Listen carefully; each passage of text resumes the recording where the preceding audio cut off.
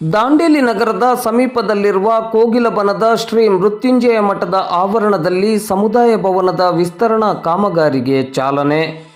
ದಾಂಡೇಲಿ ನಗರದ ಸಮೀಪದಲ್ಲಿರುವ ಕೋಗಿಲಬನದ ಮೃತ್ಯುಂಜಯ ನಗರದಲ್ಲಿರುವ ಶ್ರೀ ಮೃತ್ಯುಂಜಯ ಮಠದ ಸಮುದಾಯ ಭವನದ ವಿಸ್ತರಣಾ ಕಾಮಗಾರಿಗೆ ಮಂಗಳವಾರ ಮಧ್ಯಾಹ್ನ 12 ಗಂಟೆಗೆ ಚಾಲನೆಯನ್ನು ನೀಡಲಾಯಿತು.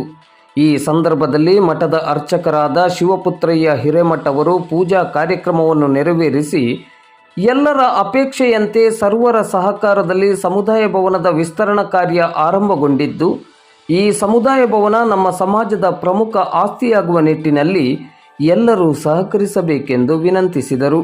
ಈ ಸಂದರ್ಭದಲ್ಲಿ ವೀರಶೈವ ಸಮಾಜದ ಗೌರವಾಧ್ಯಕ್ಷರಾದ ಕೆ.ಬಿ. ನಂಜುಂಡಪ್ಪ, ಅಧ್ಯಕ್ಷರಾದ ಬಸವರಾಜ ಕಲಶೆಟ್ಟಿ, ಪ್ರಧಾನ ಕಾರ್ಯದರ್ಶಿ ಚಂದ್ರು ಮಾಳಿ ಹಾಗೂ ಪದಾಧಿಕಾರಿಗಳಾದ ಲಿಂಗಯ್ಯ ಪೂಜಾರ್, ಸಂಜಯ್ ಕಲ್ಯಾಣಿ, ಪುಂಡಲಿಕ್ ಅಂಕೆಯವರ್, ಸಿದ್ದಪ್ಪ ಕುರುಗುನ್, ಮಹದೇವಪ್ಪ ಅಂದಕಾರ್, ಗುರು ಉಪ್ಪಾರ್ ಮೊದಲಾದವರು ಉಪಸ್ಥಿತರಿದ್ದರು.